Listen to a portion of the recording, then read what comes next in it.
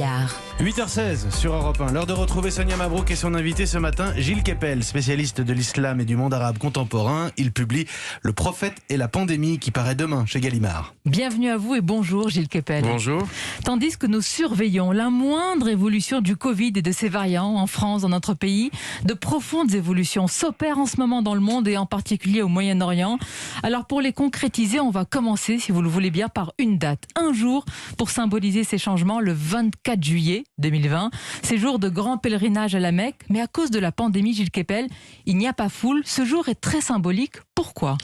Et oui, parce que il y a foule ailleurs. Il y a foule à Istanbul où Monsieur Erdogan a décidé de transformer Sainte-Sophie qu'Atatürk avait fait un musée qu'il avait donné à l'humanité comme tel en le sécularisant en 1935, d'en refaire une mosquée. Et ça se passe un jour qui est très important pour l'histoire de la région parce que c'est l'anniversaire du traité de Lausanne qui avait permis à Atatürk, qui avait mobilisé les troupes turques, d'échapper au partage du pays que voulaient faire les puissances européennes après la Première Guerre mondiale.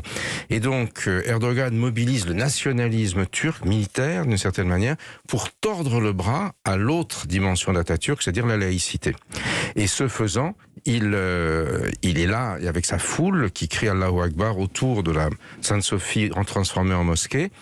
Et ces images paraissent alors qu'en même temps, comme vous venez de le dire, il y a les images de la Kaaba, de la Mecque quasiment vide parce que l'Arabie Saoudite, elle, respecte la question de la prophylaxie. Et ça veut dire que la basilique byzantine, devenue mosquée Sainte-Sophie, devient l'épicentre du culte musulman avec celui qui s'imagine comme le chef de file de ces musulmans, alors, Erdogan. Effectivement, c'est une volonté d'exercer l'hégémonie sur l'islam de M. Erdogan aujourd'hui. Et face aux Saoudiens, le livre essaie de le montrer.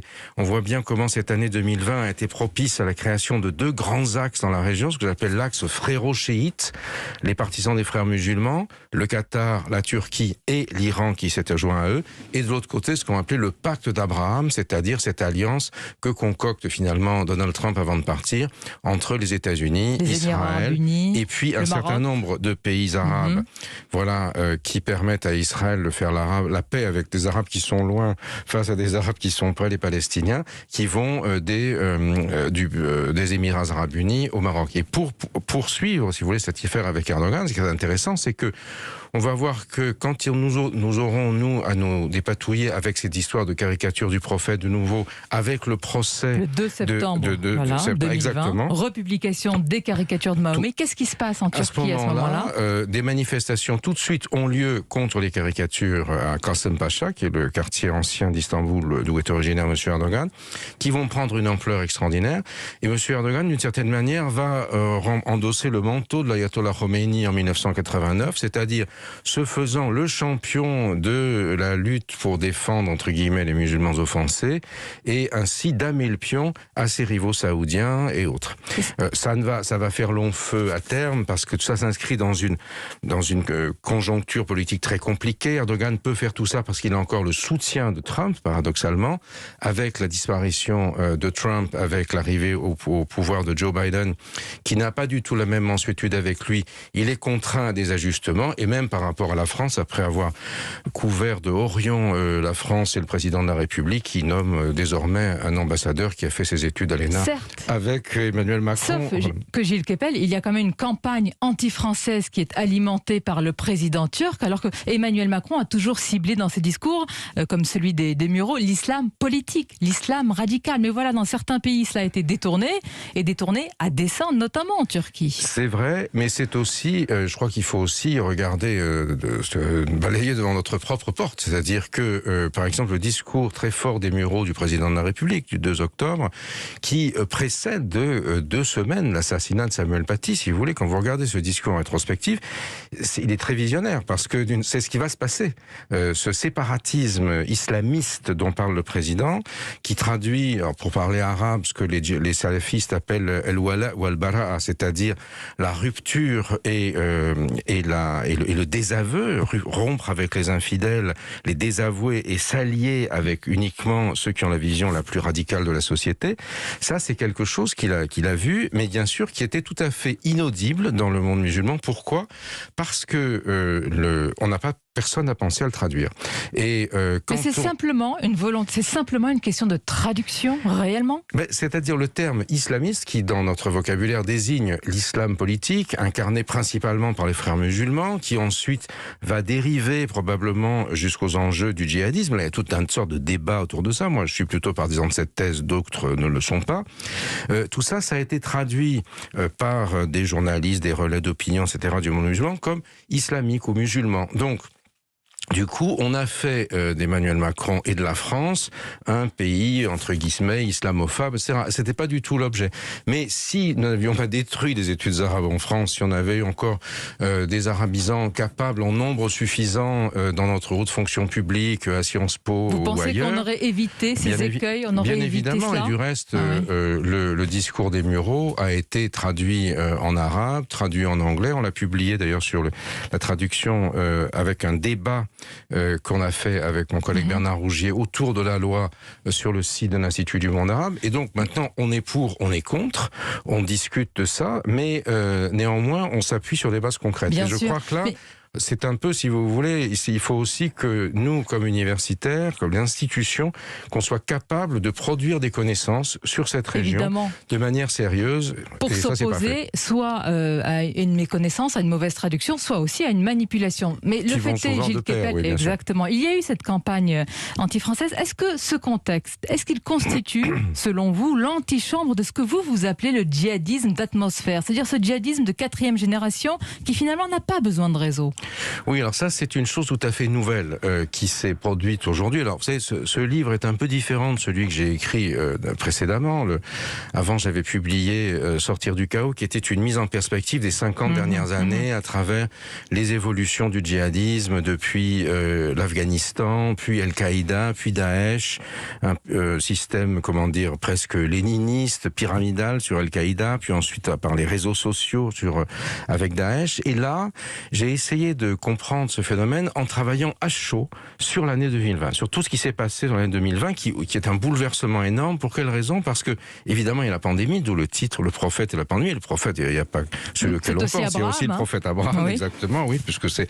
Alors, Donald Trump avait voulu appeler ces accords les accords de Donald. Bon, mais il a oublié lui-même. Mais je vous ramène vraiment, allez-y, au djihadisme d'atmosphère. Ce qui est troublant, parce qu'on a envie de comprendre ce matin, Gilles Kepel, parce qu'avec un tel concept... Oui, parce que justement, c'est quelque chose que j'essaye, c'est que je lance dans le débat public, parce que précisément, il me semble que, et alors j'ai pas le recul suffisant, on a quelques mois simplement pour y réfléchir, mais on voit que des gens comme le Tchétchène Anzorov ou le Pakistanais Mahmoud, par exemple, voilà, le premier en tous les cas, n'appartenaient à aucun réseau. Ils n'étaient pas comme par exemple Daesh, quand le malheureux père Hamel est égorgé dans son église à Saint-Étienne-du-Rouvray. Il y a derrière un gars qui s'appelle Rachid Kassem, qui est un Oranais de Roanne, qui s'occupe des opérations extérieures de l'État islamique depuis Raqqa, qui manipule lui-même et un autre, Abdelmalek Petitjean, qui l'envoie en covoiturage. Oui, il y a tout un réseau qui fonctionne. Là, il n'y en a pas. Là, il y a une atmosphère qui est créée parce que mon collègue Bernard Rougier, lui encore de nouveau, appelle des entrepreneurs de colère. Oui, mais expliquez-nous, Gilles Kepel, ce qui est troublant avec le concept, effectivement, qui nourrit le débat, et c'est très intéressant, même passionnant, c'est que si c'est le cas, eh bien, aucune loi, si c'est un contexte, une atmosphère, aucune loi, aucun dispositif législatif ne peut venir l'appréhender dans son entièreté. Mais ce serait très inquiétant. C'est bien pour ça, justement, que nous sommes, me semble-t-il, contraints de passer par ces réflexions juridiques, qui est ce qui est débattu en ce moment, justement, qui est la loi sur le renforcement des principes républicains ou contre le séparatisme islamiste, etc. Alors, je suis bien conscient que ça peut paraître, et on voit ça dans la presse anglo-saxonne qui pratique habituellement ce qu'on appelle le French bashing, c'est-à-dire on tape sur les Français, qui considère que c'est une réduction des libertés publiques par rapport à la liberté en général. Je ne le crois pas. Je pense C'est-à-dire qu'on a envie de vous demander où commence ce djihadisme d'atmosphère. Si c'est une attitude, parfois un propos ou un vêtement, ça veut dire que ce djihadisme, il est diffusé un petit peu partout. C'est ça qui est déroutant. C'est la difficulté dans laquelle nous sommes, malheureusement. Et on le voit, on l'a vu dans l'affaire de, je crois, crois, de façon très emblématique dans l'affaire de Conflans-Sainte-Honorine, mais ça demande un grand discernement. Et justement... D'où ma question, si c'est instrumentalisé, vous imaginez les conséquences, c'est-à-dire qu'on va criminaliser presque tout propos, voilà. Bientôt une pensée. Oui, alors ce n'est pas de criminalisation qu'il s'agit, mais on le voit, on en a, alors l'expression là, en ce moment précis, avec toutes les ambiguïtés qu'il y a dans le traitement de cette affaire qui est en train de se produire à Trappes, sur laquelle je préfère ne pas me prononcer justement, puisque on a pour l'instant une telle quantité de voix dissonantes à son sujet, que bon, pour l'instant je l'observe, mais je ne suis pas en mesure. On a un professeur quand même, Didier Lemaire, qui est menacé car il rend hommage, et un hommage tout à fait naturel et que l'on soutient tous à son collègue Samuel Paty, assassiné, décapité par un terroriste islamiste. Là, est-ce qu'on est dans le djihadisme d'atmosphère avec ces menaces, ces pressions sur un professeur, un enseignant en France? Alors, dans le cas d'espèce de Trappes, je ne sais pas exactement, mais effectivement, la constitution d'une culture de la rupture avec la République et ses valeurs est quelque chose qui va ensuite créer tout naturellement la désignation de l'autre comme un infidèle, comme ce qu'on appelle kafir, mais les jeunes disent un kuffar, en utilisant le pluriel arabe, quelqu'un, c'est-à-dire qui est tout à fait, qu'il est licite de faire disparaître, qui est complètement déshumanisé. Et donc, c'est tout ce travail culturel, me semble-t-il, qui est important et qui nécessite une mobilisation de l'ensemble de la société, puisque c'est aussi nos compatriotes musulmans en sont les premières victimes. Je voudrais vous demander aussi votre avis, Gilles Kepel, pour conclure sur un procès qui s'ouvre aujourd'hui pour diffusion de photos d'exactions de la part de Daesh. Alors des photos qui ont été diffusées par Marine Le Pen, la présidente du Rassemblement national, pour dénoncer ces exactions, mais la justice va trancher. Est-ce que cela contribue à lutter contre ce djihadisme, même ce djihadisme d'atmosphère, de montrer ces photos, ou au contraire à nourrir tout cela? Je crois qu'il faut faire très attention de ne pas diffuser des photos d'individus qui en l'occurrence étaient reconnaissables et la famille s'en est émue pour régler une question purement politique. En l'occurrence, cette affaire est née quand, à la suite de comparaisons que j'ai faites moi-même au micro d'un de vos collègues, entre les logiques de rupture de l'extrême droite et les logiques de rupture de la mouvance djihadiste. Alors après, on peut être pour, être contre, mais je crois qu'en tout cas, il y a un souci qu'il faut avoir de respect des individus et des individus qui sont les victimes du terrorisme.